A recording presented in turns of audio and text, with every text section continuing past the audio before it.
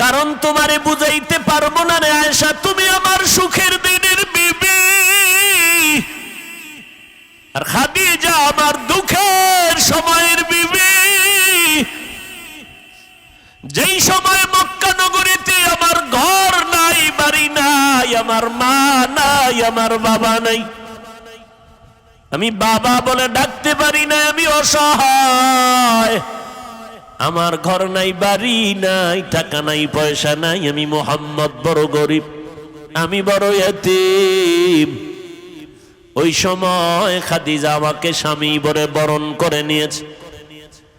দুই স্বামী বিদায়ের পর খাদিজা আমাকে তৃতীয় স্বামী হিসাবে গ্রহণ করেছেন। আমার খাদিজার জীবদ্দশায় আমি মুহাম্মদ কোথাও বিবাহ করি নাই। খাদিজা 40 বছরের নারী, আমি 25 বছরের মুহাম্মদ বিয়ে করেছিলাম। আমার যত সন্তান মারিয়া নামের স্ত্রী থেকে, মারিয়া কিবতিয়া নামের স্ত্রী থেকে মাত্র একটা সন্তান আসছে, ছেলে, আর বাকি 4টা মেয়ে, 3টা ছেলে সন্তান খাদিজার গর্ভ থেকে আসছে।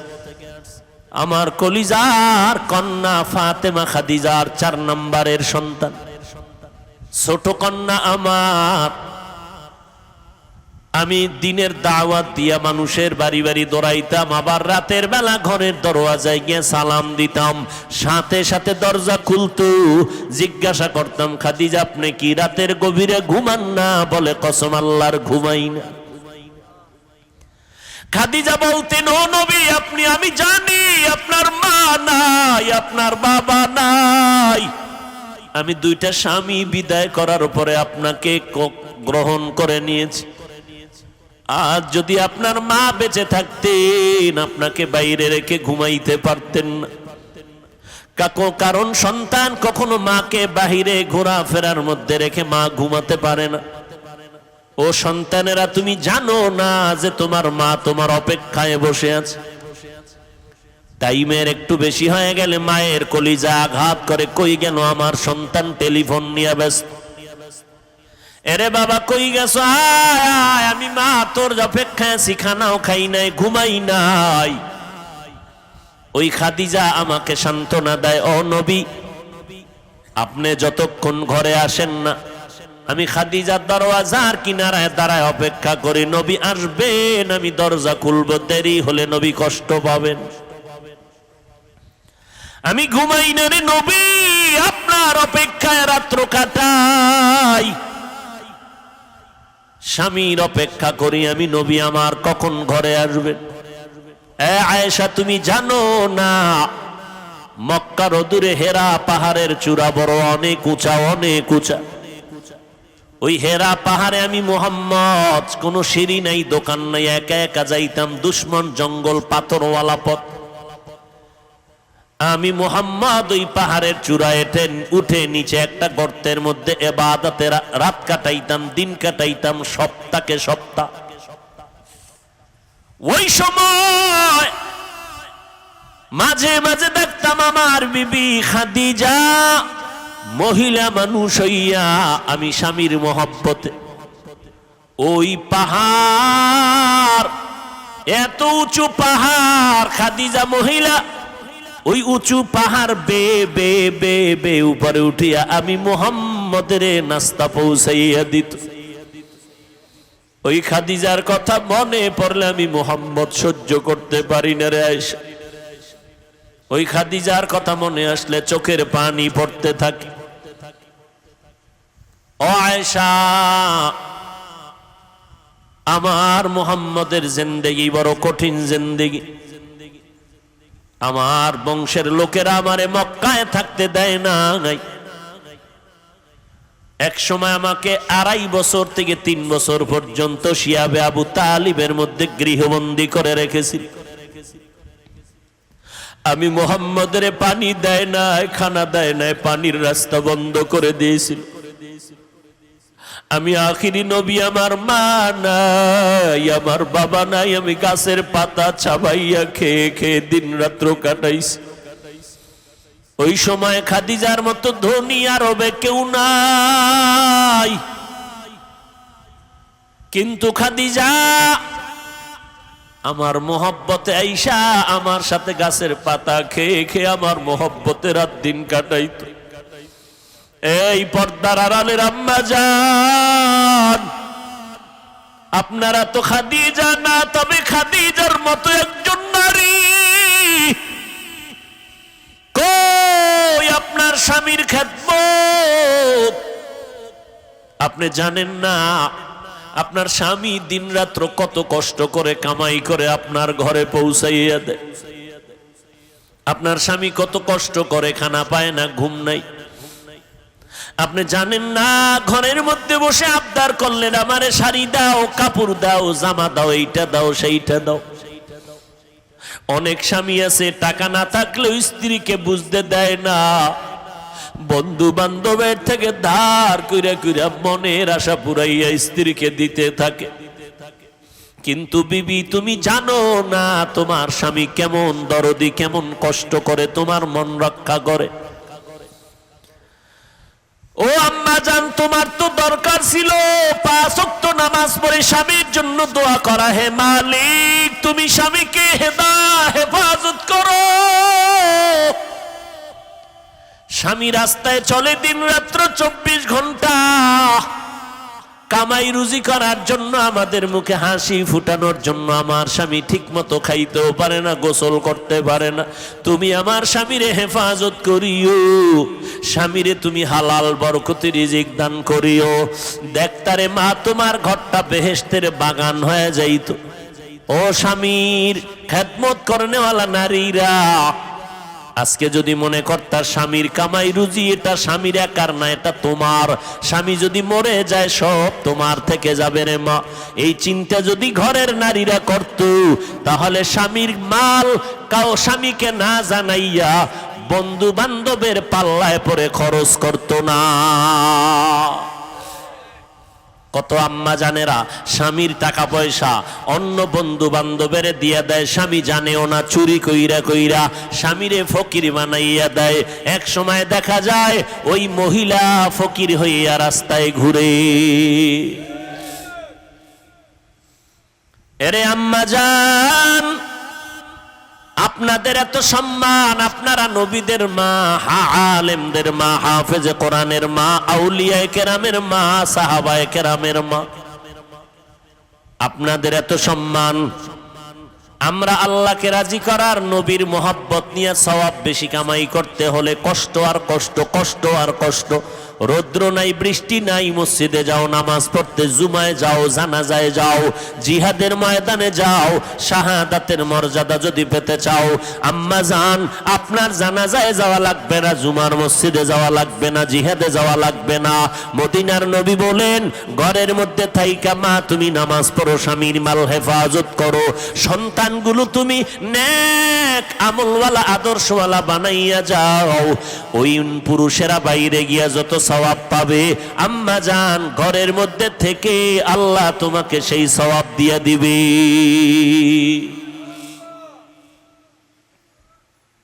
কয়দিন আর স্বামীর ঘরে বসে রং তামাশা করবা, সাদা কাফুন রেডি হয়ে যাইতেছে। যেদিন তোমার বাড়ির দরজা আজরাইল বাঁশিতে সিগন্যাল দিয়া দিবে কই পালাইবারে আম্মা জান,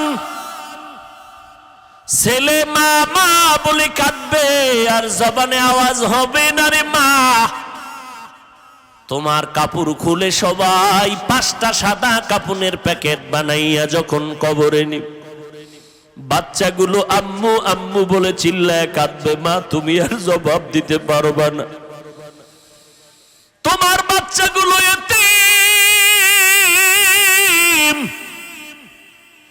ঈদের সময় সব সন্তানেরা মা বাবাকে নিয়ে আনন্দ করবে, তোমার সন্তান আনন্দ পাবে না, কারণ ও মা হারা, ডানে বামে মাকে পাবে না।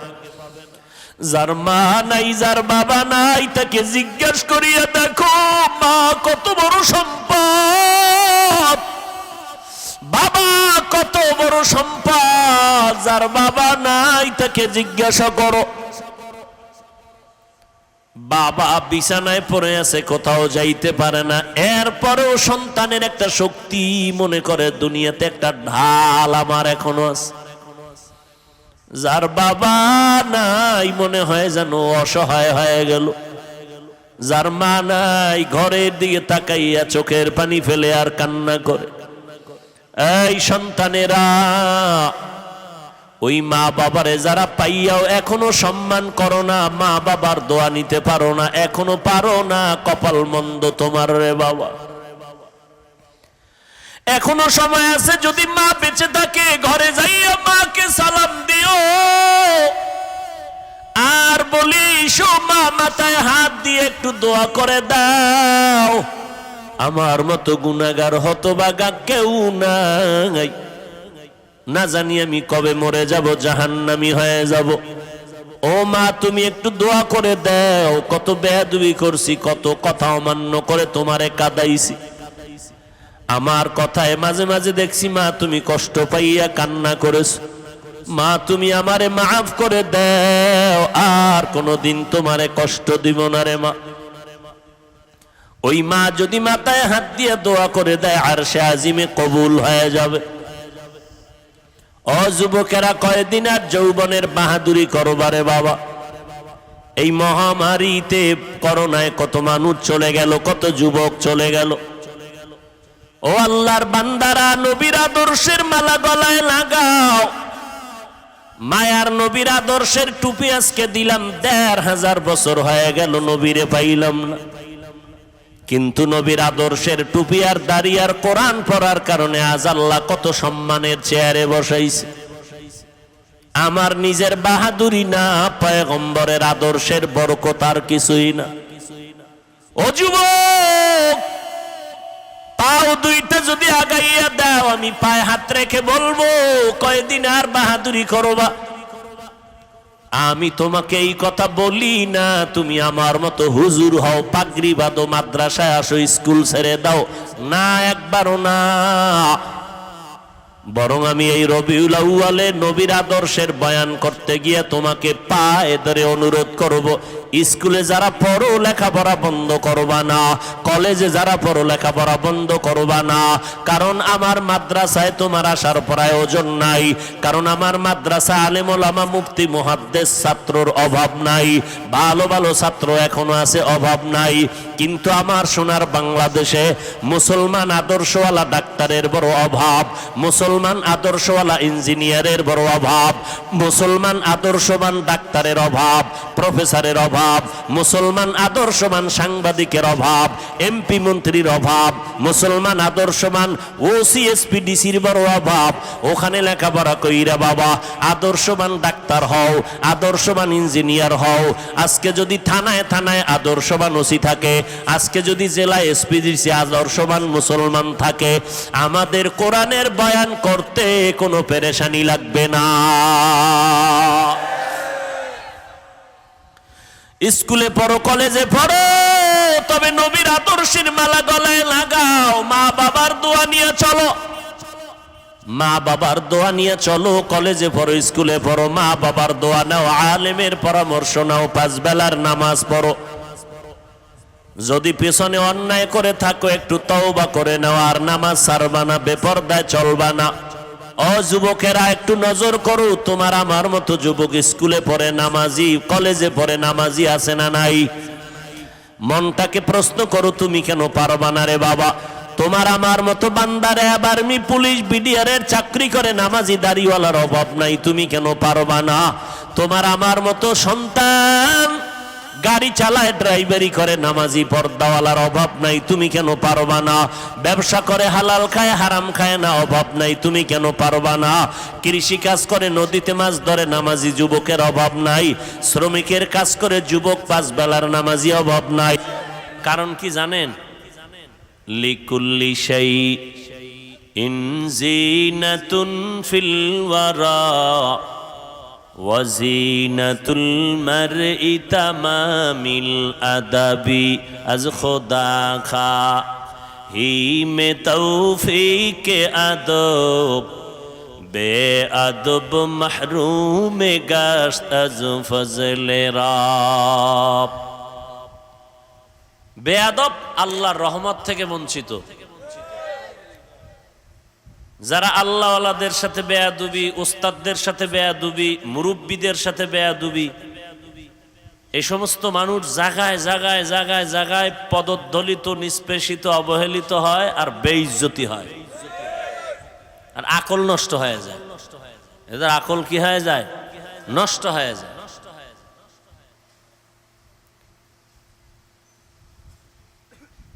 এরা আবু হানিফার সাথে বেয়াদবি করে, বলে আবু হানিফা মুশরিক। ফট করে বলে ফেললো আবু হানিফা মুশরিক। কে বলছে? যে কোরআনের আরবি বুঝে না, হাদিসের আরবি বুঝে না, সে বলে আমি হাদিস ছাড়া কিছু মানি না, আবু হানিফা মুশরিক। ইমাম গো গালি দেয়, ইমামের পিছনে নামাজ পড়ে না। কি ব্যাপার? কাতার ছিলাম তো, ওয়ান্তে সব হাদিস লয়ে এসেছি, বাংলাদেশে এদেই সব ইমামরা মুশরিক হয়ে গেছে। কাতারের হাদিস মতে সব ইমামরা কি মুশরিক। কি মুশরিকের সমস্যা? কয় জোরে আমিন কয় না, বুকে হাত বাঁধে না, বাস মুশরিক কয়ে ফেললো। মুশরিকের ডেফিনেশনও জানে না, ফট করে বলে ফেললো একজন আলেমের সামনে। এই সমস্ত কারণেই পদস্খলন। এখন আহলে হাদিস ভাইদেরকে যদি আমরা পাল্টা প্রশ্ন করি, বাচ্চা মায়ের গর্ভে দুনিয়াতে আসার আগে মরা না জিন্দা থাকে? খেয়াল নাই আপনাদের? বাচ্চা বাচ্চা মায়ের গর্ভে আল্লাহ রুহু দান করেন না, জিন্দা থাকে না? তখন প্লেট পায় কই খাওয়ার? জবাব দাও। অনেক গেলাস কই খাওয়ানের? এখন আর কথা নেই। এখন বোবায় বয়ে থাকবো, দম দইরা ফুইলা থাকবে। এখন আর কথা নাই। এই প্রশ্নের যেদিন জবাব দিবে, আমরা ওই প্রশ্নের জবাব দিব। আপনাদের কি আবার ভেজাল আসেনি? তাহলে আপনাদের আবার দেওয়া লাগে। হ্যাঁ, আপনাদের দেই এই জন্য যেন আপনারা ওদের মোকাবেলায় কথা বলতে পারেন। তবে বেয়াদবি করবেন না কখনো, সাবধান। কথা বলবেন ভাই হিসাবে, মোহব্বতের সাথে, বুঝানের স্বার্থে। প্রয়োজনে পাও ধরবো বুঝানের স্বার্থে, গালি দিব না, বেয়াদবি করব না। কারণ তার কবরে সে যাবে, আমার কবরে আমি আরেকজনকে গালি দিব কেন? গালি দেওয়ার কোনো হাদিস আছে নাকি? কি বলেন না কেন?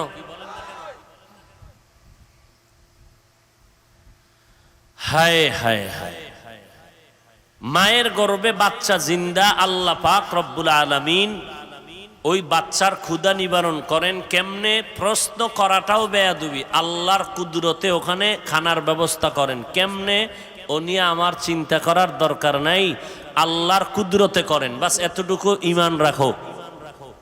কবরে নবীরা জিন্দা, আল্লাহ এদেরকে রিজিক দেন। কোরআনের আয়াত, আল্লাহ এদেরকে কি দেন? রিজিক দেন। কি দেন? রিজিকটা খায় কেমনে? এটা আল্লাহর কুদরত। আল্লাহর কুদরত নিয়ে বেশি লারালারি করা, চালাকি করা ভালো না। করলে শেষে আসল হারায় যাবে। তাহলে ওয়াফাতুন নবী একদল মানে না, আমরা রসুলের ওয়াফাতকে মানি, মিলাদকেও মানি, তবে কোয়ালিটি আছে। মিলাদকে মানি নফল, আর সিরাতুন নবীকে মানি ফরজ। মিলাদুন নবী অর্থ আমাদের সুপরিচিত নবীজির জন্ম মোবারক, ওয়াফাতুন নবী অর্থ আমাদের সুপরিচিত নবীজির ইন্তেকাল। সিরাতুন নবী শব্দের অর্থ হলো আমাদের সুপরিচিত নবীজির জীবন ইতিহাস। এই তিন শব্দের মধ্যে পাওয়ারফুল শব্দের নাম সিরাতুন নবী। কেমন পাওয়ার? সিরাতুন নবীর মধ্যে মিলাদুন নবী আছে, ওয়াফাতুন নবীও আছে। কেউ যদি কারো জীবন ইতিহাস লেখে, তাহলে জন্ম থেকে মৃত্যু সহ লেখে না? কথা বলেন না কেন? তাহলে সিরাতুন নবীর মধ্যে ওয়াফাতুন নবীও আছে, মিলাদুন নবীও আছে। অতএব আমাদের আলাদা করে সিরাতুন নবী আমরা যারা মানি, আমাদের আলাদা করে মিলাদুন নবী মানার স্লোগান দিতে হয় না। আমরা আলাদা করে ওয়াফাতুন নবীর স্লোগান দিতে হয় না। এখানে সব কিছু ঢুকানো আছে। কিন্তু কেউ যদি বলে মিলাদুন নবী কায়েম করো, সিরাতুন নবী লাথি মারো, ঈমান চলে যাবে। আর এই কয়টা শব্দ আমার রসুলের শানের শব্দ, কোনো বাপদাদার বানানো শব্দ না। প্রশ্ন হলো শুধু মিলাদুন্নবী না, আপনারা ঢাকার শহরে পোস্টার দেখবেন, ওয়ালে ওয়ালে ওয়ালে ওয়ালে অলিতে গলিতে পোস্টার, সাইয়্যিদুল আইয়াত 90 দিনের কিলাখিলি। হ্যাঁ, কয়দিন? 90 দিন ওয়াজ হইব, ওয়াজ। রাজারবাগ দরবার শরীফ, নাম দিছে সাইয়্যিদুল আইয়াত, অর্থাৎ মিলাদুন নবী না, শুধু সকল ঈদের সরদার মিলাদুন নবী।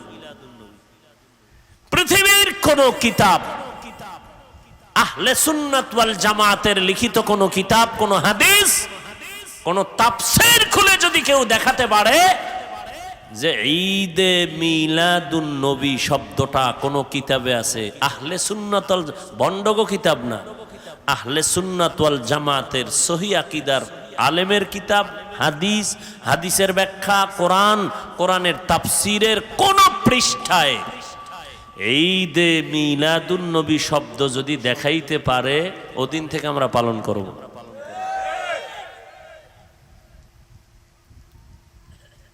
কি আছে কোথাও?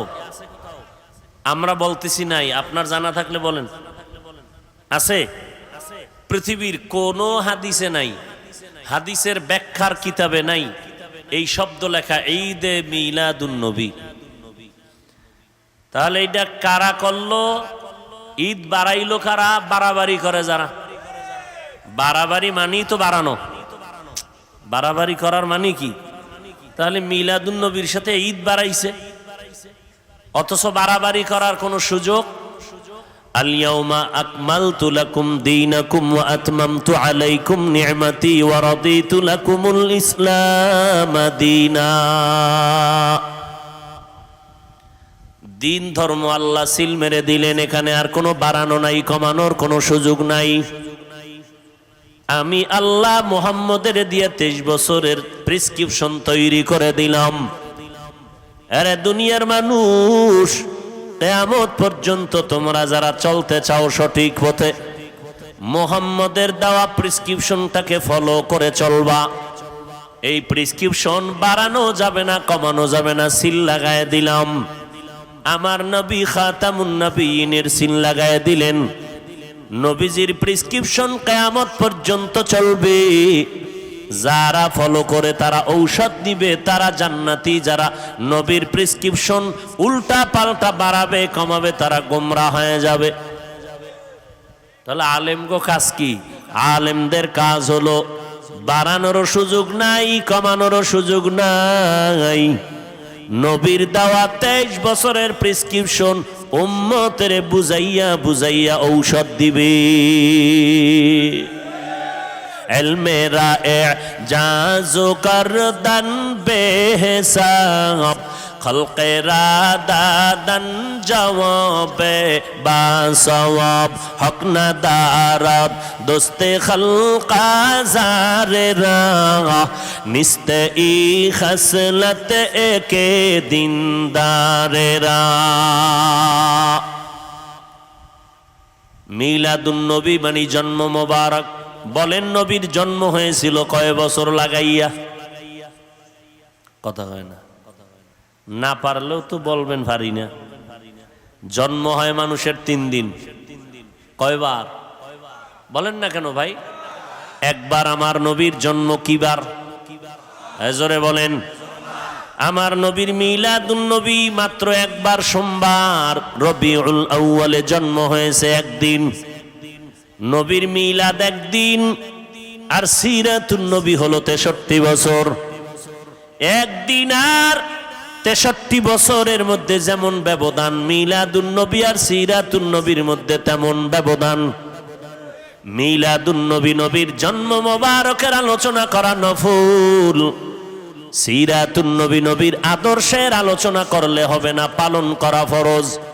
সিরাতুন নবী মানে কোরআন, নবীর সিরাতুন নবী হলো নামাজ, সিরাতুন নবীর অর্থ হলো রোজা রাখো, সিরাতুন নবী অর্থ হলো পর্দা করো। এগুলো নফল না ফরজ? নফলে আর ফরজের মধ্যে যেই ব্যবধান, মিলাদুন নবী আর সিরাতুন নবীর মধ্যে সেই ব্যবধান। মিলাদুন নবীর আলোচনা নফল, সিরাতুন নবীর আলোচনা হলো ফরজ। আলোচনা না পালন করা ফরজ। এরে নবীর আশিক, নবীজির সিরাতুন নবী, নবীর আদর্শ।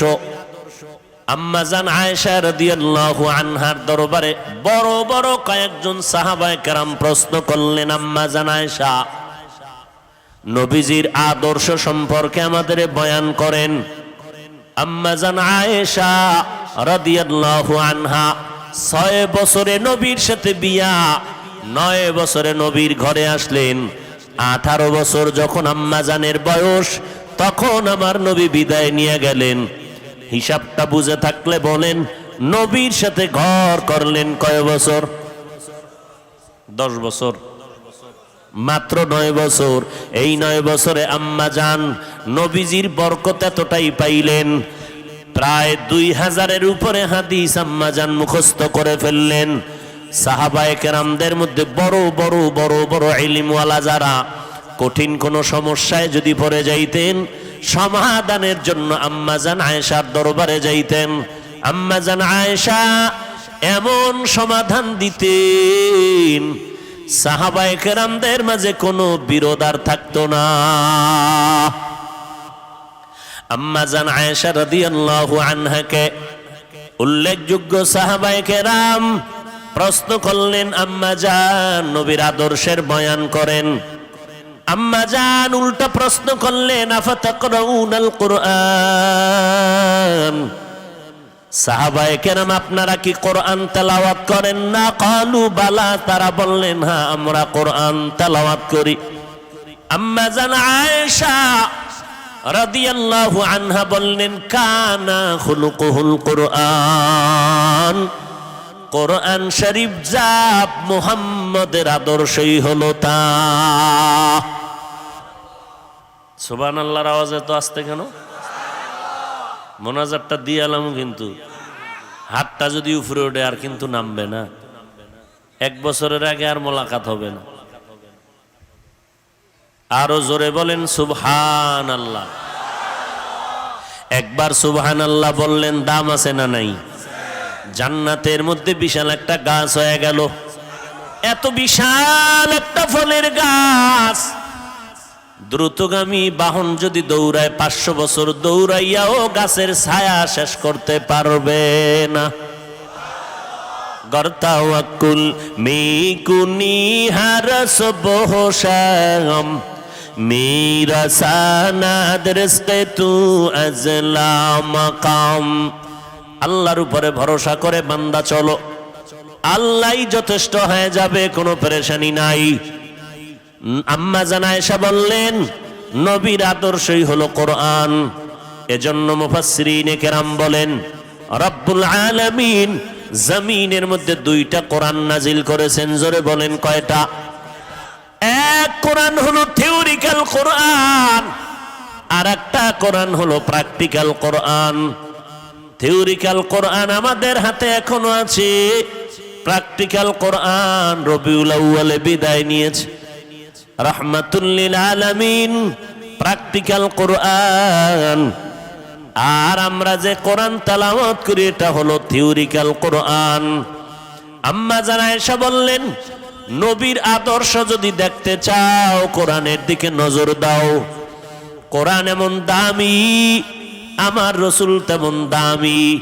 আল্লাহ বলেন, কোরআন আমি যেমন হেফাজতের জিম্মাদারি নিয়েছি, আমার বন্ধু মুহাম্মদেরও আমি আল্লাহ জিম্মাদারি নিয়েছি হেফাজতের।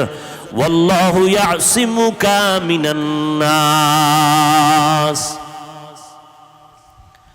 আমার নবীর কোনো গুনাহ নাই, কোরআনের দিকে তাকাইলে যেমন সওয়াব, আমার নবী মুহাম্মদের দিকে তাকাইলেও বান্দা আমল নামায় সওয়াব।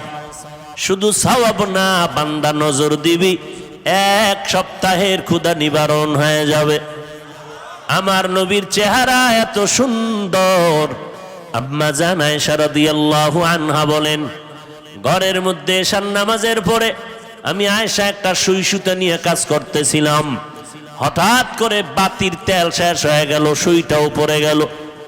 তালাশ কোথায় করব, অন্ধকার। কামলেওয়ালা নবী আমার ঘরের মধ্যে প্রবেশ করলেন রাতের আধারে। মদিনাওয়ালা নবীর চেহারা মোবারকে আলোকিত হয়ে গেল আমার ঘর। আর নবীর চেহারার আলোতে আমি সুইটা দেখলাম খুঁটির গোড়ায় পড়ে আছে, আমি হাতে নিয়ে নিলাম। কেমন মায়ার নবী আমার, আমার নবী এত সুন্দর। সাহাবী বলেন, আমি পূর্ণিমার চাঁদের দিকে নজর দিলাম, আমার মায়ার নবীর চেহারা মোবারকের দিকে নজর দিলাম। নজর দিয়া তাকাইয়া দেখি আসমানের চাঁদের থেকে আমার নবীর চেহারা বড় উজ্জ্বল। ইমামুল আউয়ালিন আল আখিরিন বাহরে সাদকা রাহমাতাল লিল আলামিন সাইয়্যিদুল কাউনাইন খাতমুল মুরসালিন আখির আমদবুদ ফখরুল আউয়ালিন। ওই নবী দুনিয়াতে কি নিয়ে আসলেন আমাদের আলোচনার বিষয়।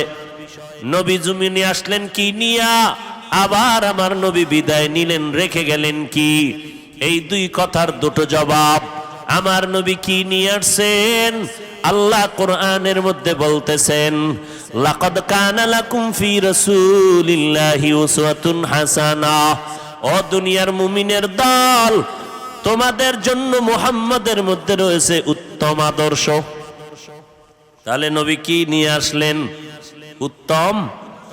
জোরে বলেন, নবী দুনিয়াতে আসলেন উত্তম আদর্শ নিয়া। আবার দুইটা জিনিস আমার নবী রেখে বিদায় নিয়ে চলে গেলেন, দুই জিনিস রেখে গেলেন। একটার নাম কোরআন আর একটার নাম হলো সুন্নাত। প্রথমটার নাম কি, জোরে বলেন। দ্বিতীয়টার নাম আরো জোরে বলেন। নবী কোরআন আর হাদিস কেন বলেন না, আমার নবী কেন কোরআন আর সুন্নতের কথা বললেন? এর কয়েকটা জবাব। এক নাম্বার জবাব, কোরআন বললে হাদিস বলার কোনো প্রয়োজন হয় না কেন? বলে কোরআন বুঝার জন্য লাগবে হাদিস, কারণ কোরআন হলো, কোরআনের ব্যাখ্যাই হলো হাদিস।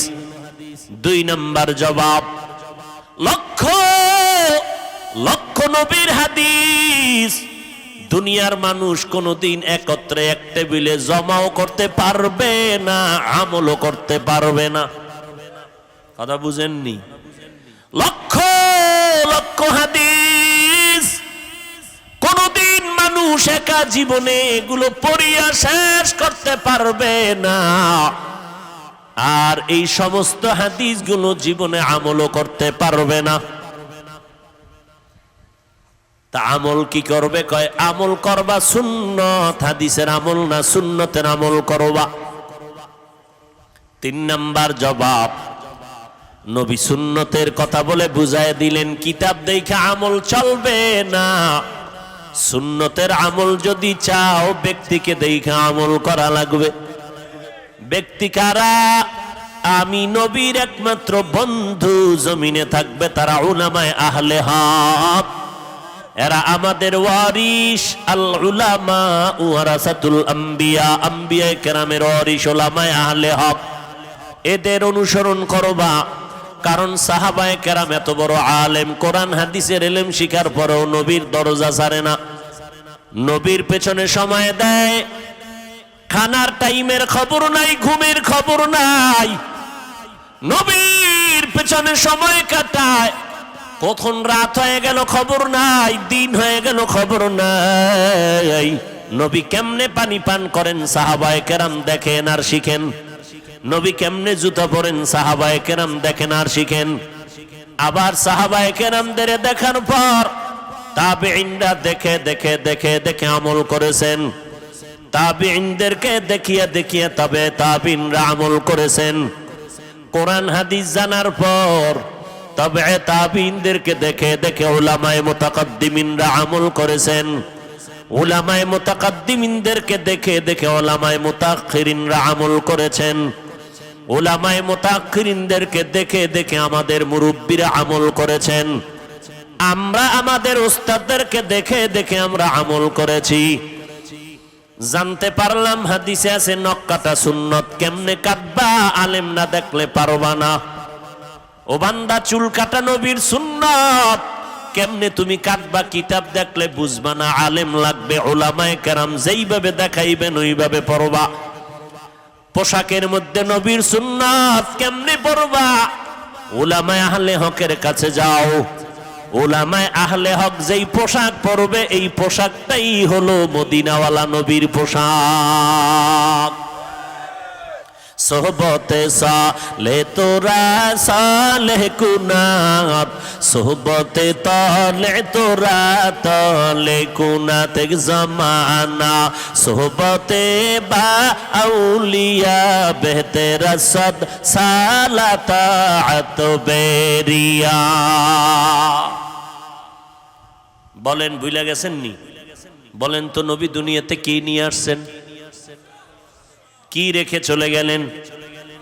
দুই জিনিস, কোরআন আর, জোরে বলেন, কোরআন আর নবীর সুন্নাত। দুইটা জিনিস যদি আঁকড়ে ধরো, কোনো ভয় নাই, কোনো চিন্তা নাই।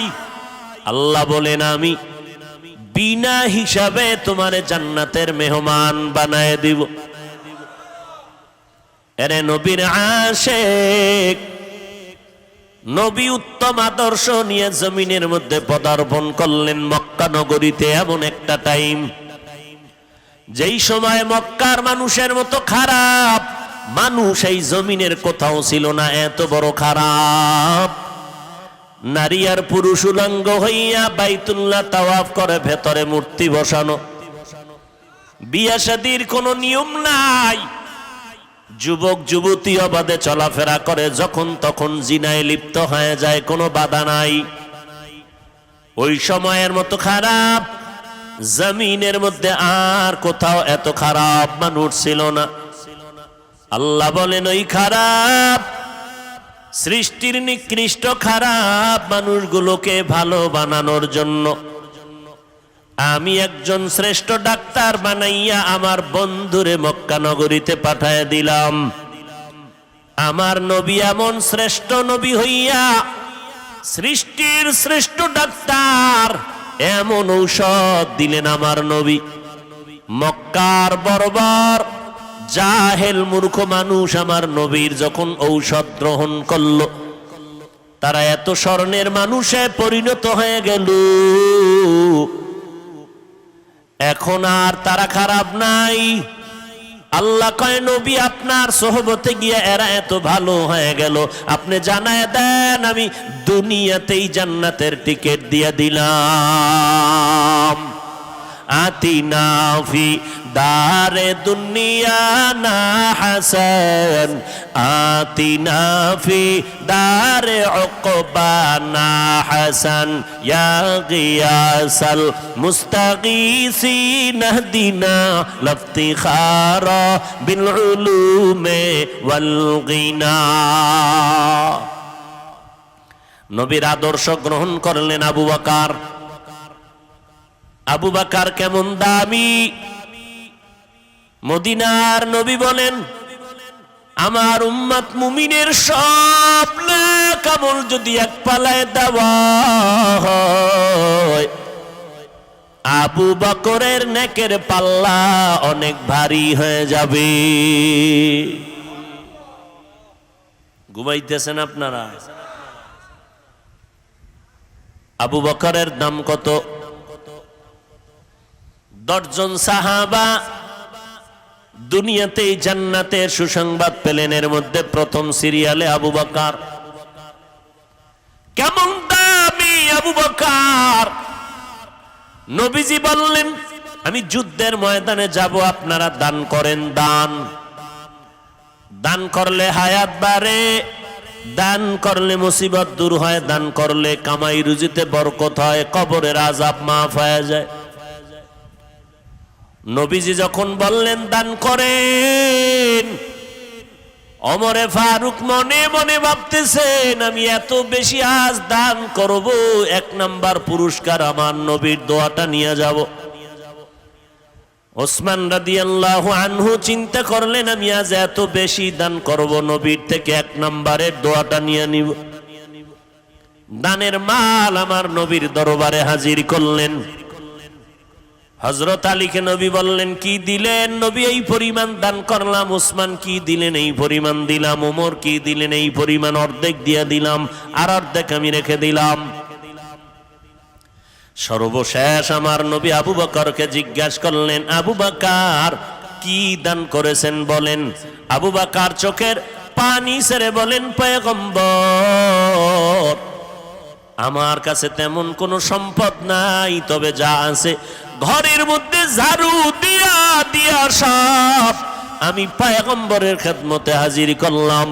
এখন আমি আবু বকরের আমার আল্লাহ আর নবী সারা কিছুই নাই। ওমরের মাথা নত হয়ে গেল, 1 নাম্বার হতে পারলাম না। কারণ বেশি দান করা 1 নাম্বার না, অন্তরের কোরবানি দেওয়াটাই বড় 1 নাম্বার। সব দিয়ে দিলেন, সব দিয়ে দিলেন, যা আছে তাই দিয়ে দিলেন। নবী আশ্চর্য হয়ে গেলেন, এত ত্যাগ আপনি স্বীকার করলেন হে আবু বকর? চুপ হয়ে গেল মজলিস। হঠাৎ করে জিবরাইল আমিন এসে হাজির হয়ে গেলেন। ও নবী, আল্লাহর সালাম, আজ আপনাকে আল্লাহ সালাম দিয়েছেন, প্রতিদিন দেন, আজকে আরো দিয়েছেন, তবে প্রতিদিন আমি জিবরাইল আপনার সামনে আসি আল্লাহর সালাম নিয়া। আজ আল্লাহ তো আপনাকে সালাম দিয়েছেন ঠিকই, তবে আলাদা করে স্পেশাল করে আমার আল্লাহ আজকে আবু বকরকে সালাম পাঠিয়েছে। আর আল্লাহ জানতে চেয়েছেন আবু বকরের অন্তরের কি হালাত। নবী বললেন, আবু বকর আপনার কপাল ভালো, আজ আল্লাহ আপনাকে সালাম পাঠিয়েছেন। আর আমার আল্লাহ জানতে চেয়েছেন আপনার মনের কি হালাত। আবু বকর হাউমাউ করে কান্না শুরু করলেন। নবীজি বললেন, জবাব না দিয়া কেন কাঁদেন? আবু বকর কান্না করে বলে, নবী কে চিনত আমি আবু বকরকে? আমি ছিলাম মক্কার নগরীতে এক জাহান্নামের আসামি। আমার মতো অপরাধী কেউ ছিল না রে নবী। আজ আমি আপনার দরবারে আসার পর, আপনার সোহবতে আসার পর আজ আল্লাহ আমাকে সালাম দিয়েছেন। আমি কেমনে বুঝাই আমার মনের কি হালাত রে নবী? আজ আমার মতো ধন্য কেউ নাই। আমার নবীর আদর্শ পেয়ে আবু বকর এত দামি হয়ে গেলেন, জীবন দেওয়ার জন্য তৈয়ার। আমার নবী মক্কা থেকে মদিনায় কাফের দুশমনের অত্যাচারে হিজরতের জন্য রেডি হয়ে গেলেন। নবী একদিন আবু বকরকে কানে কানে আওয়াজ দিয়ে বলেছিলেন, আবু বকর আপনি আমার সাথে হিজরতের সঙ্গী হয়ে যাবেন। আল্লাহর নবী রাতের বেলা, হিজরতের রাত, ঘর থেকে যখন বের হবেন চতুর্দিকে দুশমন। কারণ আমার নবীর জমিনের মধ্যে এক ছায়া ছিল, মা খাদিজা রাদিয়াল্লাহু আনহা। যেই খাদিজার কথা নবী ভুলতে পারেন না। আম্মা জান আয়েশা বলেন, আমি দেখতাম আমার রুমের মধ্যে বসে মাঝে মাঝে রাহমাতুল লিল আলামিন গুনগুন করে কান্না করতে। আমি বলতাম, নবী কেন কাঁদেন? আমি আয়েশার কোনো বেয়াদবির কারণে কাঁদেন নাকি? বলে, না রে আয়েশা, কাঁদি না। কেন কাঁদি জানো? আমার অন্তরে যখন খাদিজার কথা মনে পড়ে যায়, আমি চোখের পানি ধরে রাখতে পারি না রে আয়েশা। কারণ তোমারে বুঝাইতে পারবো না রে আয়েশা, তুমি আমার সুখের দিনের বিবি, আর খাদিজা আমার দুঃখের সময়ের বিবি। যেই সময় মক্কা নগরীতে আমার ঘর নাই, বাড়ি নাই, আমার মা নাই, আমার বাবা নাই, আমি বাবা বলে ডাকতে পারি না, আমি অসহায়, আমার ঘর নাই, বাড়ি নাই, টাকা নাই, পয়সা নাই, আমি মুহাম্মদ বড় গরিব, আমি বড় ইতিম। ওই সময় খাদিজা আমাকে স্বামী বলে বরণ করে নিয়েছে। দুই স্বামী বিদায়ের পর খাদিজা আমাকে তৃতীয় স্বামী হিসাবে গ্রহণ করেছেন। আমার খাদিজার জীবদ্দশায় আমি মুহাম্মদ কোথাও বিবাহ করি নাই।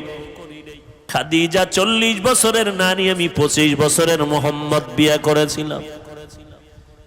আমার যত সন্তান মারিয়া নামের স্ত্রী থেকে, মারিয়া কিবতিয়া নামের স্ত্রী থেকে মাত্র একটা সন্তান আসছে, ছেলে, আর বাকি 4টা মেয়ে, 3টা ছেলে সন্তান খাদিজার গর্ভ থেকে আসছে। আমার কলিজার কন্যা ফাতেমা খাদিজার 4 নম্বরের সন্তান, ছোট কন্যা আমার। আমি দিনের দাওয়াত দিয়া মানুষের বাড়ি বাড়ি দৌড়াইতাম, আবার রাতের বেলা ঘরের দরওয়াজায় গিয়ে সালাম দিতাম, সাথে সাথে দরজা খুলতো। জিজ্ঞাসা করতাম, খাদিজা আপনি কি রাতের গভীরে ঘুমান না? বলে কসম আল্লাহর ঘুমাই না। খাদিজা বলতেন, ও নবী আপনি, আমি জানি আপনার মা নাই, আপনার বাবা নাই, আমি 2টা স্বামী বিদায় করার পরে আপনাকে গ্রহণ করে নিয়েছি। আজ যদি আপনার মা বেঁচে থাকতেন, আপনাকে বাইরে রেখে ঘুমাইতে পারতেন না। কারণ সন্তান কখনো মাকে বাহিরে ঘোরাফেরার মধ্যে রেখে মা ঘুমাতে পারে না। ও সন্তানেরা, তুমি জানো না যে তোমার মা তোমার অপেক্ষায় বসে আছে? টাইমের একটু বেশি হয়ে গেলে মায়ের কলিজা আঘাত করে, কই গেল আমার সন্তান, টেলিফোন নিয়ে ব্যস্ত। এরে বাবা কই গেছো? আয়, আমি মা তোর অপেক্ষায় আছি, খানাও খাই নাই, ঘুমাই নাই। ওই খাদিজা আমাকে সান্ত্বনা দেয়, ও নবী আপনি যতক্ষণ ঘরে আসেন না, আমি খাদিজার দরওয়াজার কিনারায় দাঁড়ায় অপেক্ষা করি, নবী আসবেন, আমি দরজা খুলবো, দেরি হলে নবী কষ্ট পাবেন। আমি ঘুমাই না রে নবী, আপনার অপেক্ষায় রাত্র কাটাই, স্বামীর অপেক্ষা করি আমি, নবী আমার কখন ঘরে আসবেন। আয়েশা তুমি জানো না, মক্কার অদূরে হেরা পাহাড়ের চূড়া বড় অনেক উঁচা, অনেক উঁচা। ওই হেরা পাহাড়ে আমি মুহাম্মদ, কোনো সিঁড়ি নাই, দোকান নাই, একা একা যাইতাম, দুশ্মন জঙ্গল, পাথরওয়ালা পথ। আমি মুহাম্মদ ওই পাহাড়ের চূড়ায় উঠে নিচে একটা গর্তের মধ্যে ইবাদতে রাত কাটাইতাম, দিন কাটাইতাম, সপ্তাহকে সপ্তাহ। ওই সময় মাঝে মাঝে দেখতাম আমার বিবি খাদিজা মহিলা মানুষ হইয়া, আমি স্বামীর মহব্বতে ওই পাহাড়, এত উঁচু পাহাড়, খাদিজা মহিলা ওই উঁচু পাহাড় বে বে বে বে উপরে উঠিয়া আমি মুহাম্মদের নাস্তা পৌঁছাইয়া দিত। ওই খাদিজার কথা মনে পড়লে আমি মুহাম্মদ সহ্য করতে পারি না রে আয়েশা। ওই খাদিজার কথা মনে আসলে চোখের পানি পড়তে থাকে। ও আয়েশা, আমার মুহাম্মদের জিন্দেগি বড় কঠিন জিন্দেগি। আমার বংশের লোকেরা আমারে মক্কায় থাকতে দেয় না। এক সময় আমাকে 2.5 বছর থেকে 3 বছর পর্যন্ত শিয়াবে আবু তালিবের মধ্যে গৃহবন্দী করে রেখেছিল। আমি মুহাম্মদের পানি দেয় নাই, খানা দেয় নাই, পানির রাস্তা বন্ধ করে দিয়েছিল।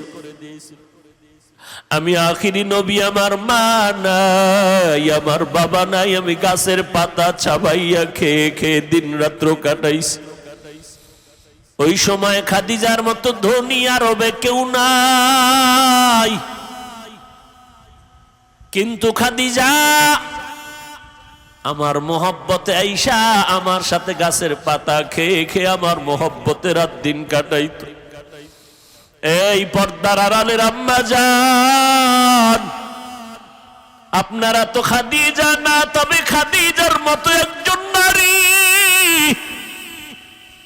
কই আপনার স্বামীর খেদমত?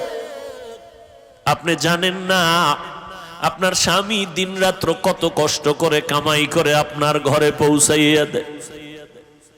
আপনার স্বামী কত কষ্ট করে, খানা পায় না, ঘুম নাই। আপনি জানেন না ঘরের মধ্যে বসে আবদার করলেন আমারে শাড়ি দাও, কাপড় দাও, জামা দাও, এইটা দাও, সেইটা দাও। অনেক স্বামী আছে টাকা না থাকলেও স্ত্রীকে বুঝতে দেয় না, বন্ধু বান্ধবের থেকে ধার কইরা কইরা মনের আশা পুরাইয়া স্ত্রীকে দিতে থাকে। কিন্তু বিবি তুমি জানো না তোমার স্বামী কেমন দরদি, কেমন কষ্ট করে তোমার মন রক্ষা করে। ও আম্মা জান, তোমার তো দরকার ছিল 5 ওয়াক্ত নামাজ পড়ে স্বামীর জন্য দোয়া করা। হে মালিক, তুমি স্বামীকে হেফাজত করো। স্বামী রাস্তায় চলে দিন রাত্র 24 ঘন্টা কামাই রুজি করার জন্য, আমাদের মুখে হাসি ফুটানোর জন্য। আমার স্বামী ঠিক মতো খাইতেও পারে না, গোসল করতে পারে না। তুমি আমার স্বামীরে হেফাজত করিও, স্বামীরে তুমি হালাল বরকতি রিজিক দান করিও। দেখতারে মা, তোমার ঘরটা বেহেশতের বাগান হয়ে যাইত। ও স্বামীর খেদমত করনেওয়ালা নারীরা, আজকে যদি মনে করতা স্বামীর কামাই রুজি এটা স্বামীর একার না, এটা তোমার। স্বামী যদি মরে যায় সব তোমার থেকে যাবে রে মা। এই চিন্তা যদি ঘরের নারীরা করত, তাহলে স্বামীর মাল স্বামীকে না জানাইয়া বন্ধু বান্ধবের পাল্লায় পরে খরচ করত না। কত আম্মা জানেরা স্বামীর টাকা পয়সা অন্য বন্ধু বান্ধবের দিয়া দেয়, স্বামী জানেও না, চুরি কইরা কইরা স্বামীরে ফকির বানাইয়া দেয়। এক সময় দেখা যায় ওই মহিলা ফকির হইয়া রাস্তায় ঘুরে। এরে আম্মা জান, আপনাদের এত সম্মান, আপনারা নবীদের মা, আলেমদের মা, হাফেজে কোরআনের মা, আউলিয়ায়ে কেরামের মা, সাহাবায়ে কেরামের মা, আপনাদের এত সম্মান। আমরা আল্লাহকে রাজি করার, নবীর মোহাব্বত নিয়ে সওয়াব বেশি কামাই করতে হলে কষ্ট আর কষ্ট, কষ্ট আর কষ্ট। রৌদ্র নাই, বৃষ্টি নাই, মসজিদে যাও নামাজ পড়তে, জুমায় যাও, জানাজায় যাও, জিহাদের ময়দানে যাও। শাহাদাতের মর্যাদা যদি পেতে চাও, আম্মা জান, আপনার জানাজায় যাওয়া লাগবে না, জুমার মসজিদে যাওয়া লাগবে না, জিহাদে যাওয়া লাগবে না। মদিনার নবী বলেন, ঘরের মধ্যে থাইকা মা তুমি নামাজ পড়ো, স্বামীর মাল হেফাজত করো, সন্তানগুলো তুমি নেক আমলওয়ালা আদর্শওয়ালা বানাইয়া যাও। ওই পুরুষেরা বাইরে গিয়া যত সওয়াব পাবে, আম্মা জান ঘরের মধ্যে থেকে আল্লাহ তোমাকে সেই সওয়াব দিয়া দিবে।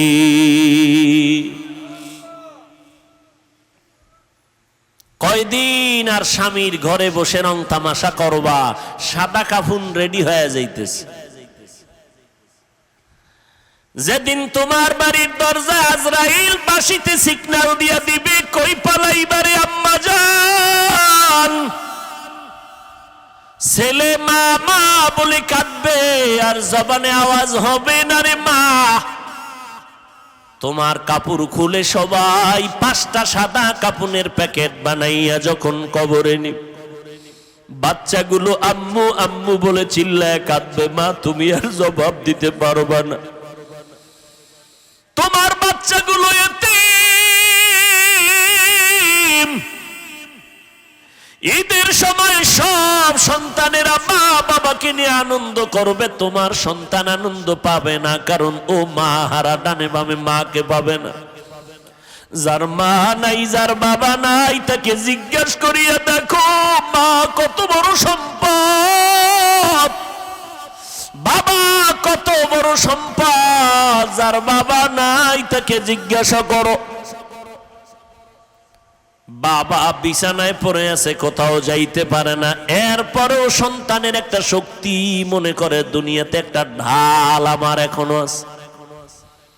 যার বাবা নাই মনে হয় যেন অসহায় হয়ে গেল। যার মা নাই ঘরের দিকে তাকাইয়া চোখের পানি ফেলে আর কান্না করে। এই সন্তানেরা, ওই মা বাবারে যারা পাইয়াও এখনো সম্মান করো না, মা বাবার দোয়া নিতে পারো না, এখনো পারো না, কপাল মন্দ তোমার রে বাবা। এখনো সময় আছে, যদি মা বেঁচে থাকে ঘরে যাইয়া মাকে সালাম দিও আর বলিস, মা মাথায় হাত দিয়ে একটু দোয়া করে দাও, আমার মতো গুনাহগার হতভাগা কেউ নাই, না জানি আমি কবে মরে যাব, জাহান্নামী হয়ে যাব। ও মা তুমি একটু দোয়া করে দাও, কত বেয়াদবি করছি, কত কথা অমান্য করে তোমারে কাঁদাইছি, আমার কথায় মাঝে মাঝে দেখছি মা তুমি কষ্ট পাইয়া কান্না করেছো, মা তুমি আমারে মাফ করে দাও, আর কোনদিন তোমারে কষ্ট দিব না রে মা। ওই মা যদি মাথায় হাত দিয়ে দোয়া করে দেয়, আরশে আজিমে কবুল হয়ে যাবে। ও যুবকেরা, কয়দিন আর যৌবনের বাহাদুরি করবারে বাবা। এই মহামারীতে করোনায় কত মানুষ চলে গেল, কত যুবক চলে গেল। ও আল্লাহর বান্দারা, নবীর আদর্শের মালা গলায় লাগাও। মায়ার নবীর আদর্শের টুপি আজকে দিলাম, ১৫০০ বছর হয়ে গেল নবীরে পাইলাম না, কিন্তু নবীর আদর্শের টুপি আর দাড়ি আর কোরআন পড়ার কারণে আজ আল্লাহ কত সম্মানের চেয়ারে বসাইছে। আমার নিজের বাহাদুরি না, পয়গম্বরের আদর্শের বরকত আর কিছুই না। ও যুবক, পাও দুইটা যদি আগাইয়া দাও, আমি পায়ে হাত রেখে বলবো কয়দিন আর বাহাদুরি করবা। আমি তোমাকে এই কথা বলি না তুমি আমার মতো হুজুর হও, পাগড়ি বাঁধো, মাদ্রাসায় আসো, স্কুল ছেড়ে দাও, না, একবারও না। বরং আমি এই রবিউল আউয়ালে নবীর আদর্শের বয়ান করতে গিয়ে তোমাকে পায়ে ধরে অনুরোধ করব, স্কুলে যারা পড়ো লেখাপড়া বন্ধ করবা না, কলেজে যারা পড়ো লেখাপড়া বন্ধ করবা না, কারণ আমার মাদ্রাসায় তোমার আসার প্রয়োজন নাই, কারণ আমার মাদ্রাসা আলেম ওলামা মুফতি মুহাদ্দিস ছাত্রর অভাব নাই, ভালো ভালো ছাত্র এখনো আছে, অভাব নাই। কিন্তু আমার সোনার বাংলাদেশে মুসলমান আদর্শওয়ালা ডাক্তারের বড় অভাব, মুসলমান আদর্শওয়ালা ইঞ্জিনিয়ারের বড় অভাব, মুসলমান আদর্শবান ডাক্তারের অভাব, প্রফেসরের অভাব, মুসলমান আদর্শবান সাংবাদিকের অভাব, এমপি মন্ত্রীর অভাব, মুসলমান আদর্শবান ওসি এসপি ডিসির বড় অভাব। ওখানে লেখাপড়া কইরা বাবা আদর্শবান ডাক্তার হও, আদর্শবান ইঞ্জিনিয়ার হও। আজকে যদি থানায় থানায় আদর্শবান ওসি থাকে, আজকে যদি জেলায় এসপি ডিসি আদর্শবান মুসলমান থাকে, আমাদের কোরআনের বয়ান করতে কোনো পেরেশানি লাগবে না। স্কুলে পড়ো, কলেজে পড়ো, তবে নবীর আদর্শের মালা গলায় লাগাও। মা বাবার দোয়া নিয়ে চলো, মা বাবার দোয়া নিয়ে চলো। কলেজে পড়ো, স্কুলে পড়ো, মা বাবার দোয়া নাও, আলেমের পরামর্শ নাও, 5 বেলার নামাজ পড়ো। যদি পেছনে অন্যায় করে থাকো একটু তওবা করে নাও, আর নামাজ ছাড়বা না, বেপরদায় চলবা না। ও যুবকেরা, একটু নজর করো, তোমার আমার মতো যুবক স্কুলে পড়ে নামাজি, কলেজে পড়ে নামাজি আছে না নাই? মনটাকে প্রশ্ন করো, তুমি কেন পারবা না রে বাবা? তোমার আমার মতো বান্দারে আর্মি পুলিশ বিডিআরের চাকরি করে নামাজি দাড়িওয়ালার অভাব নাই, তুমি কেন পারবা না? তোমার আমার মতো সন্তান গাড়ি চালায়, ড্রাইভারি করে, নামাজি পর্দাওয়ালার অভাব নাই, তুমি কেন পারবা না? ব্যবসা করে, হালাল খায় হারাম খায় না, অভাব নাই, তুমি কেন পারবা না? কৃষি কাজ করে, নদীতে মাছ ধরে, নামাজি যুবকের অভাব নাই। শ্রমিকের কাজ করে যুবক 5 বেলার নামাজি, অভাব নাই, কেন পারবা না রে বাবা? আজকে তুমি টুপি পরো না, নামাজ পড়ো না, পায়ে দরিয়া দরিয়া বলার পরেও তুমি দাঁড়িয়ে রাখতে চাও না। ও বাবা রে, আজকে আমিও যদি তোমার মতো স্বাধীনতা ভাইবা যদি প্যান্ট শার্টটাই লাগাইয়া সমাজে মাস্তানি করতাম, কেউ বাধা দিত না। আজকে টুপি মাথায় মাথায় দেওয়ার পরও মাথা গরম লাগে, এরপরও কেন টুপিটা ফালাই না জানুনি রে বাবা? দাড়িটা লম্বা করার কারণে যৌবনের ভাবটা চলে যায়, এরপরও কেন দাড়ি কামাই না? লম্বা জামা পরার কারণে শরীর গরম লাগে, এরপরও কেন ফালাই না? কত মানুষ কওমি মাদ্রাসায় পড়ার কারণে গালি দেয়, বাজে কথা বলে, এরপরও কেন এই রাস্তা থেকে পেছনে যাই না? একটাই মাত্র কারণ, আল্লাহর কোরআন পড়ে দেখলাম, নবীর হাদিস পড়ে দেখলাম, একটা কথাও ভেতরে মিথ্যা নাই। কত বড় বড় বেঈমানেরা কোরআনের ভুল বের করতে গিয়া কালেমা পড়ে মুসলমান হয়ে গেল। লক্ষ লক্ষ নবীরা মিথ্যা কথা বলেন নাই, লক্ষ লক্ষ সাহাবায়ে কেরাম মিথ্যা কথা বলেন নাই, লক্ষ লক্ষ তাবিন তবে তাবিনরা মিথ্যা কথা বলেন নাই, কোটি কোটি আলেম ওলামারা মিথ্যা কথা বলতে পারেন না। অতএব নবীর কথা সত্য, কোরআনের কথা সত্য। কারা দুনিয়াতে গুনার কারণে কি শাস্তি হবে, জান্নাতের বয়ান কোরআনে আছে, হাদিসে আছে, জাহান্নামেরও বয়ান আছে। জান্নাতে কারা যাবে, জাহান্নামে কারা যাবে আল্লাহ তাও বলেছেন।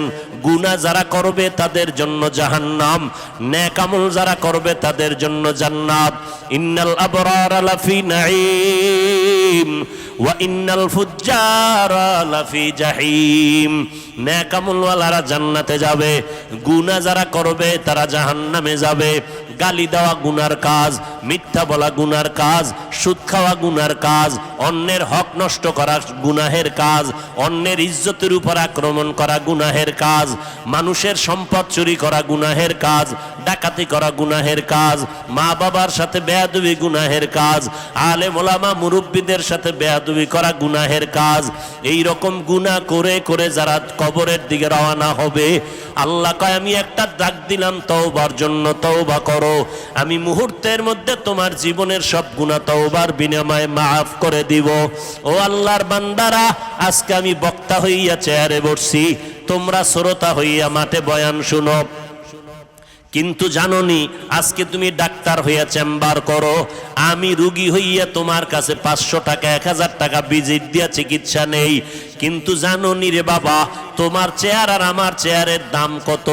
যেদিন আজরাইল আইসা ডাক দিবে, ওই দিন কিন্তু দেখা যাবে আমার চেয়ারের কোনো দাম নাই, তোমার চেয়ারের কোনো দাম নাই। আমি বক্তা, তুমি শ্রোতা, সবার মরণকালে 3টা সাদা কাফন, কারো জন্য আলাদা কিছু ব্যবস্থা করা হবে না। কবরের সাইজও হবে এক। সাদা কাফনের প্যাকেট বানাইয়া ওই কবরের মধ্যে রেখে যখন পাড়াইয়া মাটি দিয়া বাঁশ বাগানে রেখে সব যখন বিদায় হয়ে যাবে, ও বাবা, কে পীর, কে বক্তা, কে শ্রোতা, কে আলেম, কে মূর্খ, কে ধনী, কে গরিব, কোনো ভেদাভেদ নাই। সাদা কাফনের প্যাকেটে পেঁচাইয়া কবরে রাখার পর সবাই যখন বিদায় নিবে, ওই কবরে 2 জন ফেরেশতা প্রশ্ন করবে 3টা। আমাকেও যেই প্রশ্ন, আপনাদেরও সেই প্রশ্ন করবে। রবের পরিচয় দাও, ধর্মের পরিচয় দাও, রাহমাতুল লিল আলামিনের পরিচয় দাও। এই 3টা প্রশ্নের জবাব যারা দিতে পারবে, পয়গম্বর বলেন, ও উম্মতেরা, তাদের জন্য কবর হবে জান্নাতের বাগান। আল্লাহ ডেকে বলবেন, ও কবরের ফেরেশতা, ওই বান্দার জন্য জান্নাতের দরজা খুলে দাও, জান্নাতের বিছানাটা দাও, জাহান্নামের দরজা বন্ধ করে দাও। আমার বান্দার 3.5 হাত কবরটা বড় বালাখানা বানাইয়া দাও। আমার বান্দা এখন জান্নাতের হাওয়া বাতাসে নাজ নেয়ামতের ঘেরান নিয়া জান্নাতের বিছানায় ঘুমাবে, কিয়ামত পর্যন্ত বান্দা আরাম করবে। আল্লাহর নবী বলেন, উম্মতের দল যারা গুনাহগার হইয়া কবরে যাবে, রবের গোলামি করবে না, আল্লাহর কবরে যাওয়ার পরে বান্দা একটা প্রশ্নের জবাব দিতে পারবে না। সুন্নতের আমল করে নাই, আলেম ওলামারা বয়ান করে পায়ে ধরে নামাজের দাওয়াত দিত, নামাজ পড়ে নাই। আল্লাহর নবী বলেন, কবরে যাওয়ার পর একটা প্রশ্নের জবাব তারা দিতে পারবে না। আল্লাহ তাআলা রাগান্বিত হইয়া কুদরতের আওয়াজ দিয়া বলবেন, ও কবরের ফেরেশতা, এই বেঈমানার নাফরমানের কোনো সময় সুযোগ দিও না। আমি দুনিয়াতে কম সুযোগ দেই নাই। দুনিয়াতে আমার দেওয়া সূর্যের আলো, চাঁদের আলো, পানি বাতাস ভোগ করিয়া, আমার দেওয়া নদীর মাছ খাইলো, গাছের ফল খাইলো, জমিনের ফসল খাইয়া এত বড় নিমক হারাম একবারও আলহামদুলিল্লাহ বলে শুকর আদায় করে নাই। ওলামায়ে কেরাম দাওয়াত দিত, পায়ে ধরে ধরে নামাজের বয়ান করত, নামাজ পড়ে নাই। এখন আর সময় দিও না, এই গুনাহগারের কবরে জাহান্নামের আগুনের বিছানাটা দিয়ে দাও, জাহান্নামের সাথে রাস্তা বানাইয়া দাও। ওই অন্ধকার কবরে জাহান্নামের আগুন একটা না দুইটা না 99টা সাপ কবরের মধ্যে এসে পড়ে যাবে রে বাবা। ও যুবকেরা, একটা বেতের বাড়ি সহ্য করতে পারো না, একটা মশার কামড় সহ্য করতে পারো না। একটু চিন্তা করো, গুনাহগার হইয়া যদি কবরে যাও, ওই কবরে কেমনে মাটির চাপ সহ্য করবা? আল্লাহ বলবেন, এরে কবরের মাটি, এই নাফরমানকে জোরে জোরে দুই পার্শ্বের থেকে জোরে জোরে চাপ দাও। এত জোরে চাপ দিবে পাজরের হাড়গুলো চুরমার হয়ে যাবে। এত জোরে ওই কবরের গুনাহগারেরা চিল্লাইতে থাকবে। কুকুর, ভেড়া, বকরি, গরু, সকল পশু পাখিরা আওয়াজ, কবরের আওয়াজ শুনবে। কবরের হালাত দেখবে, মানুষ আর জিনেরা কবরের অবস্থা দেখবে না। এরে নবীর উম্মতের দল, কবরের আযাব বিশ্বাস করো না রে ভাই। কত কবরে আগুন দেখা যায়, কত কবরে ধোঁয়া দেখা যায়, আবার কত কবরের লাশ তাজা পাওয়া যায়। যত কবরের লাশ তাজা পাওয়া গেল সব নামাজীদের কবর, আর যত কবরের লাশ তাজা নাই, কবরে আগুন দেখা গেল, ধোঁয়া দেখা গেল, সব হলো বেনামাজি বেয়াদবদের কবর। ও আল্লাহর বান্দারা, ওই মরণের আগে আল্লাহর কাছে তওবা করে নাও। পিছনে শয়তানের ধোকায় পড়ে অন্যায় করেছি, আমার অন্যায়ের কারণে, গুনাহের কারণে, আমার হাত না পাক, চোখ না পাক, অন্তর না পাক, আমার জিহ্বা না পাক। ও আল্লাহ, আমার অন্যায়ের খবর আমার মা বাবা ভাই বোন কেউ জানে না রে আল্লাহ, আপনি জানেন। আল্লাহ বলে, আমি জানার পর রাগ করে পানিও বন্ধ করি নাই, বাতাস খানা বন্ধ করি নাই। এখনো যদি তওবা করতে পারো, আমি তোর জীবনের সব গুনাহগুলো মাফ করে দিব। এরে এলাকার মুসলমান, আল্লাহর দরবারে অন্তর দিয়ে আল্লাহকে ডাকেন আর মনে মনে বলেন, হে আল্লাহ, এই ময়দানে আমার মতো গুনাহগার কেউ নাই। সাহাবায়ে কেরামরা জান্নাতের টিকিট পাইয়াও যদি কান্না করেন কবরের ভয়ে, আমার তো কোনো উপায় নাই, ওই অন্ধকার কবরে আমি একা একা কেমন করে থাকবো? যেই কবরে মাটি আর মাটি, কোনো বাতি নাই, অন্ধকার। ও আল্লাহ, গুনাহ নিয়ে কবরে যাব না। আজকে যদি আমাকে ছোট একটা রুমে আটকাইয়া, ভেতরে আটকাইয়া, বাহির দিয়ে তালা দিয়ে কয় রাতের বেলা ঘুমা, আমি দরজা ভেঙ্গে ফেলবো আর চিল্লাবো, একা এই ছোট রুমে আমি ভয় পাই, ঘুমাইতে পারবো না। ও যুবকেরা, চিন্তা করো, ওই অন্ধকার কবর আরো কঠিন অন্ধকার হয়ে যাবে। কেমনে তুমি কবরে থাকবা? যদি গুনাহগার হয়ে যাও তো কবরে উপায় নাই। আল্লাহর কাছে তওবা করে নাও, দুই ফোঁটা চোখের পানি ছেড়ে দিলটাকে নরম করে আমার আল্লাহর কাছে বলতে থাকো, আল্লাহ, আজকে থেকে নামাজ ছাড়বো না, বেপরদায় চলবো না, মা বাবাকে কষ্ট দিব না, ওলামায়ে কেরামের পরামর্শ নিয়ে আমল করব, দেশ ও জাতির বিরুদ্ধে কোনো ষড়যন্ত্রে লিপ্ত হব না। অন্তরে যদি তওবা করার নিয়ত হয়, মুনাফিকি যদি না থাকে, দুর্বলতা না থাকে, খাঁটি তওবা করার যাদের নিয়ত অন্তরে আছে, পাঁচ বেলার নামাজ ছাড়বো না, নামাজ ছাড়বো না, মা বাবার সাথে বেয়াদবি করব না, উলামায়ে কেরামের সাথে কখনো বেয়াদবি করব না, দেশ ও জাতির বিরোধিতা করব না, নবীর তরিকা মতে চলবো, সুন্নতের আমল করব, নামাজ পড়ব, দাড়িটা লম্বা করব, পর্দায় চলবো। তওবা করার যদি নিয়ত হয়, খাঁটি অন্তরে যদি নিয়তের অন্তরে তওবার নিয়ত থাকে, আমার আল্লাহকে দুটো হাত তওবার নিয়তে দেখাইয়া দাও। আয় আল্লাহ, আমাদের হাতগুলো কবুল করে নেন, তওবা কবুল করে নেন, তওবার উপরে মজবুত হইয়া চলার মতো তৌফিক দান করেন, আমিন। আলহামদুলিল্লাহি রাব্বিল আলামিন, ওয়াসসালাতু ওয়াসসালামু আলা সাইয়্যিদিল আম্বিয়াই ওয়াল মুরসালিন ওয়া আলা আলিহি ওয়া আসহাবিহি আজমাইন। ইয়া আরহামার রাহিমিন, ইয়া আরহামার রাহিমিন, ইয়া আরহামার রাহিমিন। রব্বিরহামহুমা কামা রব্বায়ানি সগীরা রব্বিরহামহুমা কামা রব্বায়ানি সগীরা اللهم إنا نعوذ بك من البرص والجنون والجذام وسيء الأسقام ও দয়ার মালিক গভীর রাত কুদরতের নজর দিয়ে দেখেন উলামায়ে কেরাম মুরব্বি হাজী সাহেব কত ব্যবসায়ী চাকরিজীবীরা আপনার দরওয়াজায় হাত তুলেছেন কত যুবক কত ছাত্র ভাই পর্দার আড়ালের মা বোনেরা হাত তুলেছেন রে আল্লাহ আল্লাহ আমরা গুনাহ করে জীবনটারে নাপাক করে ফেলেছি শয়তানের ধোকায় পড়ে গুনাহ করে ফেলেছি রে আল্লাহ গুনাহ নিয়ে কবরে যেতে চাই না কবরের আযাব সহ্য করতে পারবো না রে আল্লাহ তওবার নিয়ত করেছি আর গুনাহ করব না নবীর তরিকার বাইরে চলব না ও আল্লাহ মেহেরবানি করে আমাদের তওবা কবুল করে নেন গুনাহগুলো মাফ করে দেন সুন্নাতওয়ালা জিন্দেগি আমাদের দান করেন আয় আল্লাহ নবীজির রওজা বাইতুল্লাহ জিয়ারতের তৌফিক দান করেন বাংলাদেশ শান্তির দেশ বানায় দেন সারা দুনিয়াবাসীকে মাফ করে দেন আল্লাহ প্রশাসনিকভাবে যারা কাজ করে দিনের খাদেম বানায় দেন সরকার বাহাদুর থেকে সকল জনপ্রতিনিধিদেরকে দিনের খাদেম বানায় দেন যারা ব্যবসা করে চাকরি করে বরকত বাড়ায় দেন হালাল রিজিক দান করেন হারাম থেকে হেফাজত করেন আল্লাহ মা বোনদের আবেদা পর্দানিশী বানায় দেন সন্তানগুলো নেককার বানায় দেন আল্লাহ